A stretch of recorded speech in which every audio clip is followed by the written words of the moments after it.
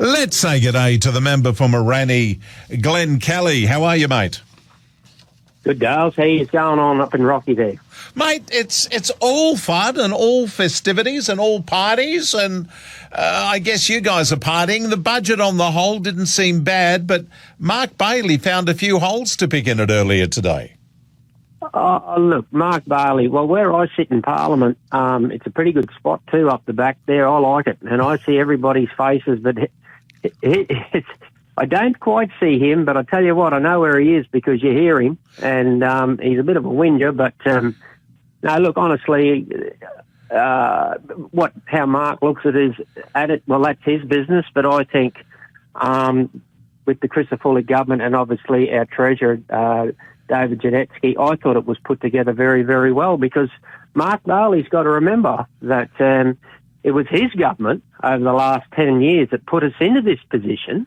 And I mean, if he's going to blame anybody in his system, where he was was the health minister too, but the shadow health minister, well, like, I mean, he's got to hold a lot of these issues, and now the Christopher government we're the ones that have got to fix it up.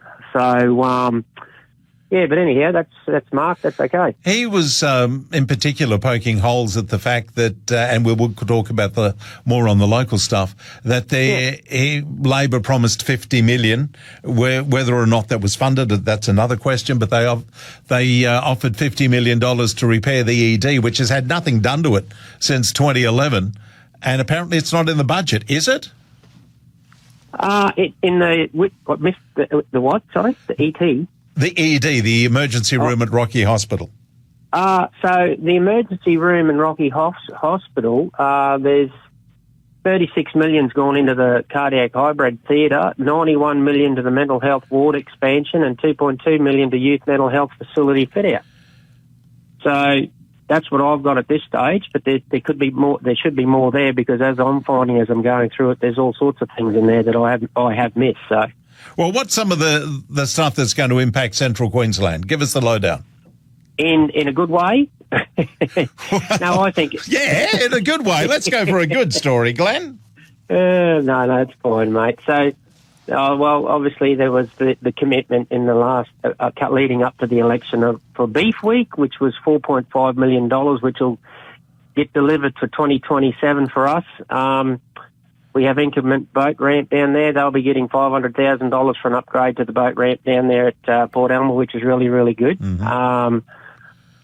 People have got to realise too, the electorate of Moranny doesn't just hang around Rockhampton; it goes right through to Mackay. So, I mean, the amount of times I get asked, I don't even live in the electorate from people in the north. They don't understand how big it is. So, obviously, we welcome things from Rockhampton to Mackay.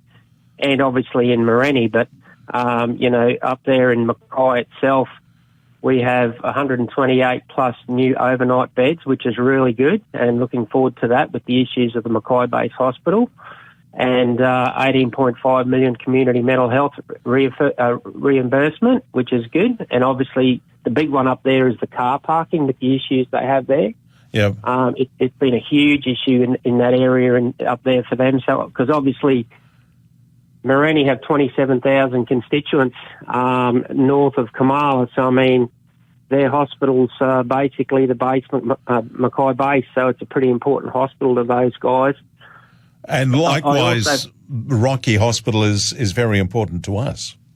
Oh, most certainly, mate. And like Moranny, we only rely on, I think we've got 26 hospital beds or 28 hospital beds or something in Serena and Mount Morgan. So, I mean, we rely heavily on the two base hospitals that we have in our two major cities. So health's a big thing for us, and when it comes to where they can go. And so any upgrade to our Mackay Base Hospital and Rockhampton Base Hospital is so important, and it has certainly been recognised in this budget, which is good for the electorate of Moranny. All right. Well, let's move on from budgets. You've been long talking about BESS. How's that looking?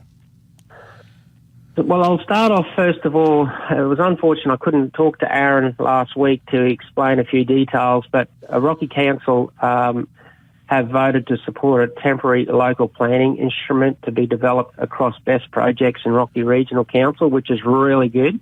This will allow them to set up the rules around best projects in the council area without a full update on their planning scheme.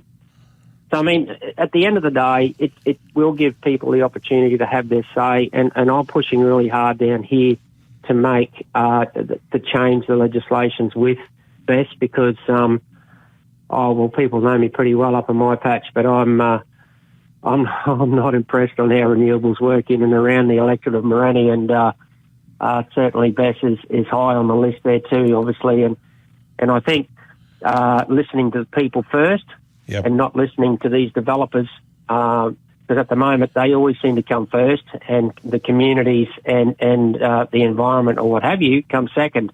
Well, that's certainly changing with this government that we lead at the moment, and thank goodness for that. But I think I can say on behalf of the people who are being impacted, they're just sitting up and giving you a huge round of applause. Well, the thing is, mate, you got to put your head on the chopping block occasionally, and renewables, to me, it all kicked off the way we were treated as communities, as people minding their own business, and we had these developers come in and just started lecturing us what was going to happen to us, and it's left a foul taste in my mouth ever since. And very much so. And I will make sure these developers are accountable for every decision they make, because they deserve to be accountable, because they've destroyed a lot of communities, and there's one thing they have destroyed is a lot of friendships, families, and only they can own it. Now, before we go, just very quickly, the changes that are going into Parliament this week for wind and solar. Very quickly, if you can, Glenn. Yeah. So this will be great. It's obviously gone to committee, and there's been no clear mechanism for communities to benefit from hosting large-scale infrastructure like solar and wind. So today, in this week, obviously, there'll be some good announcements come through and give the people of the bush some confidence, and I'm really looking forward to that. I think these have to be looked at far more seriously, and I'm glad you are. Glen Kelly, member for Morani, thank you so much for your time this morning.